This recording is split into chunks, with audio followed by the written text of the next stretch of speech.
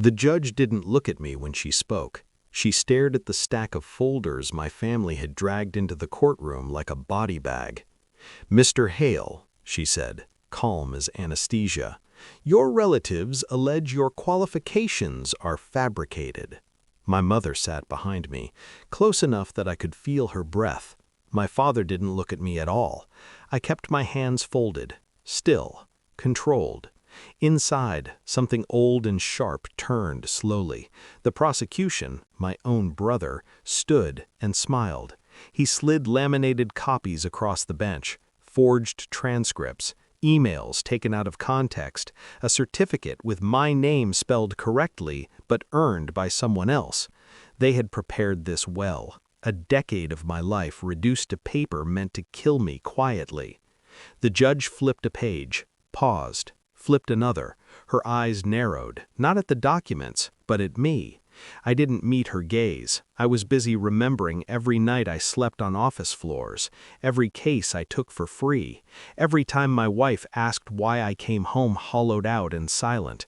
This wasn't about qualifications. This was about punishment, for outgrowing them, for refusing to stay small.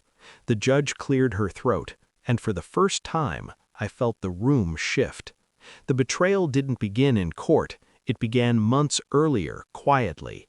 My wife stopped asking about my work. My father started asking too many questions. My brother, who had never finished anything, suddenly knew the names of my clients.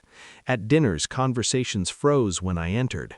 At home, my wife would scroll her phone and smile at messages she refused to explain.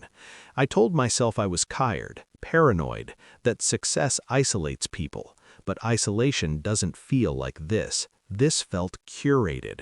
I found the first crack by accident, an email forwarded incorrectly, a thread between my wife and my brother, talking about me like a liability, like an investment that needed to be liquidated. "If we expose him now," my brother wrote, "he'll fold." She replied with a heart. I didn't confront them. I adjusted. I started sleeping less, listening more. I realized they weren't just doubting me. They were building a narrative where I was a fraud, so when they took everything, it would feel justified. My marriage, my reputation, my work. They didn't hate me. They needed me erased. I investigated myself the way I investigate cases, quietly, methodically. I pulled archived court records, every case I'd ever touched, judges' notes, sealed commendations, outcomes my family never knew existed. I cross-referenced timelines against the forged documents they were preparing, not to disprove them, to understand their strategy. At home, I played my role, the distracted husband, the grateful son. I let my wife believe I hadn't noticed her phone never leaving her hand. I installed nothing illegal. I didn't need to. People betray themselves when they think you're blind.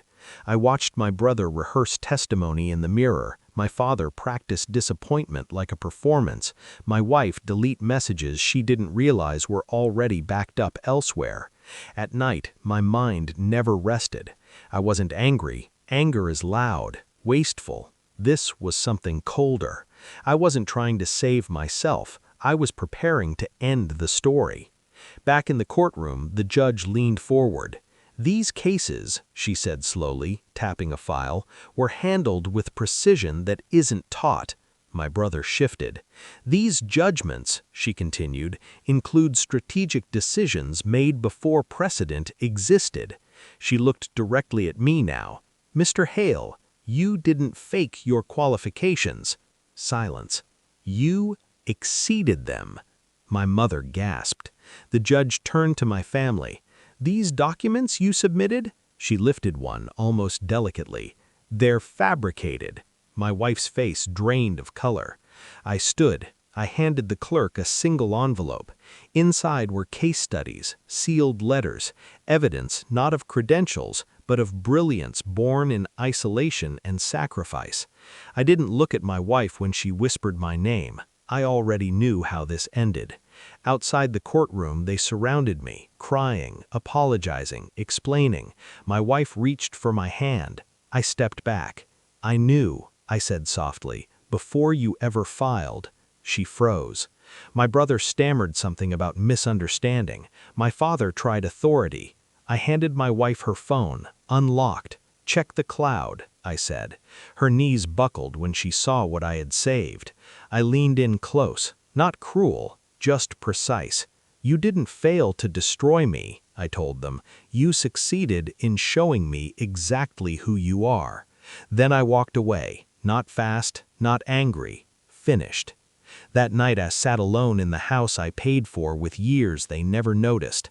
No triumph, no grief, just clarity.